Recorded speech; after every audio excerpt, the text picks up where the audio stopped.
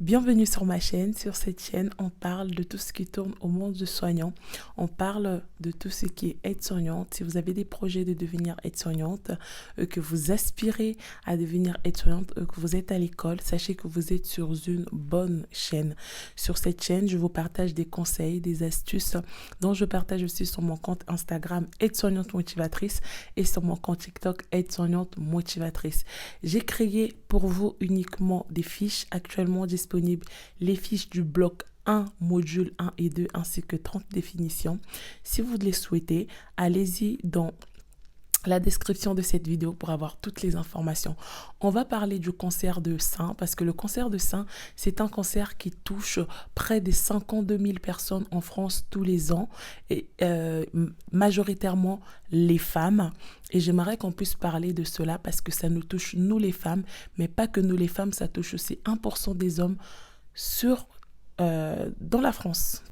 Quels sont les signes pour pouvoir tout simplement se poser la question, se remettre en question si c'est un cancer ou pas. Néanmoins, même si vous avez ces signes, je vous conseille quand même d'aller consulter un médecin avant de prendre une décision quelconque. Il ne faut pas prendre une décision parce que vous avez vu une vidéo. Renseignez-vous. Donc, le premier signe que vous allez avoir une masse dure qui va se former au niveau du sein. Donc, lorsque vous palpez votre sein, vous sentez que le sein, il est dur. Vous avez les ganglions qui vont gonfler tout simplement. Vous allez aussi avoir une douleur anormale au niveau de votre corps. Vous allez avoir des changements au niveau de votre corps, des frictions, de la fatigue, toutes ces choses-là. Vous allez avoir aussi des écoulements au niveau des mamelons. Ça aussi, ça peut aussi être un signe, mais c'est vraiment l'ensemble des signes. Hein. C'est pas parce que vous avez l'écoulement au niveau de mamelon que ça fait de vous une personne qui a peut-être le cancer de sein. Non, mais c'est vraiment de la prévention pour que vous vous rendez compte que ça n'atteint pas les autres, ça atteint aussi tout le monde. Tout le monde peut être concerné, même les hommes aussi. Bon, les hommes, c'est 1%, mais généralement, c'est plus nous, les femmes. Donc, c'est très important. Vous allez avoir tout ce qu'on appelle les sueurs nocturnes. Vous allez beaucoup transpirer. Vous allez avoir une perte d'appétit. Hein. Vous aurez plus cette envie de vouloir manger. Vous allez tout le temps être asthénie, fatigué, envie de rien faire. Vous ne savez pas ce qui se passe. Vous sentez qu'il y a quelque chose qui vous dérange dans votre corps, mais vous ne savez pas qu'est-ce qui vous dérange. Vous allez avoir aussi des problèmes de vue, l'étourdissement, la vue qui va être floutée. Vous allez avoir aussi des problèmes, vous allez aussi avoir des problèmes de perte de poids aussi, des problèmes d'audition. C'est vraiment tous ces signes qui sont réunis. Si aujourd'hui vous arrivez à avoir tous ces signes, ce que je vous conseillerais, c'est d'en parler à votre médecin qui va sûrement vous orienter peut-être vers un oncologue ou peut-être vous allez pouvoir faire des examens qui va permettre du coup à définir si c'est cela ou pas. Généralement, si certains ont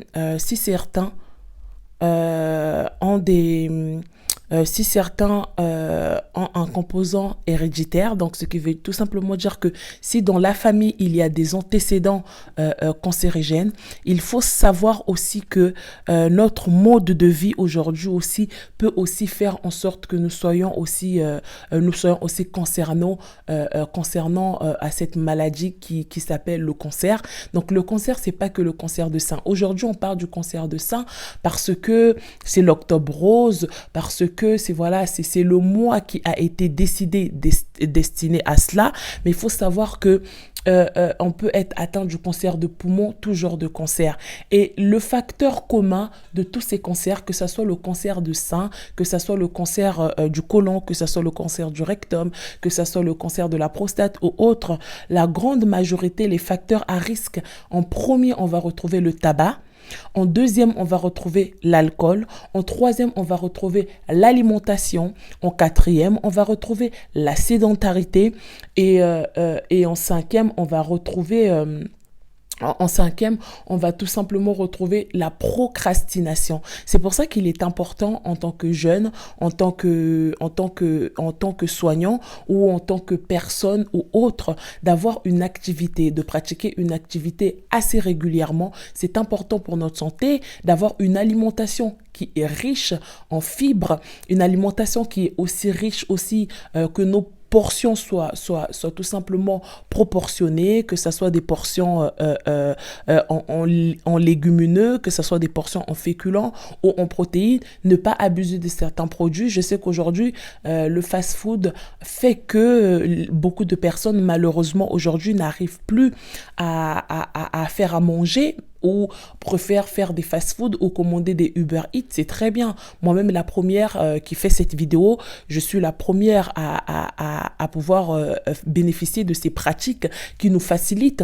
Mais il ne faut pas que ces pratiques deviennent notre quotidien, car cela nous sensibilise, cela nous expose à ce genre de maladie, et on le sait que le cancer est la première cause la plus mortelle dans le monde entier. Donc c'est important de prendre soin de votre santé, et aussi c'est important aussi de prendre aussi votre vie en main, de faire à manger de temps en temps quand vous avez le temps, d'avoir une activité sportive, d'avoir une hygiène de vie qui est très important. Mais il faut savoir aussi que le stress, l'anxiété, toutes ces choses-là peut aussi être une cause aussi qui peut développer la maladie du cancer. Vraiment, pour Octobre Rose, je voulais vraiment apporter mon soutien à toutes ces personnes qui sont en train de traverser cette période qui est assez difficile. Beaucoup de courage, beaucoup d'amour pour vous. Sachez que moi, en tant que soignant, je contribue vraiment à pouvoir divulguer, apporter des informations et des connaissances aux futurs soignants.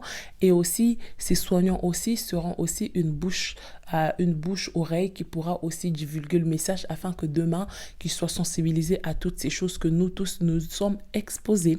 Voilà, nous sommes arrivés à la fin de la vidéo. J'espère que vous avez aimé cette vidéo, cette petite vidéo que je vous ai fait, ou une longue vidéo, je ne sais pas. Mais ceci dit, c'est que si le genre de contenu vous plaît, je vous invite vraiment à vous abonner massivement, à partager la vidéo à vos proches, de les sensibiliser. Et je vous dis à bientôt.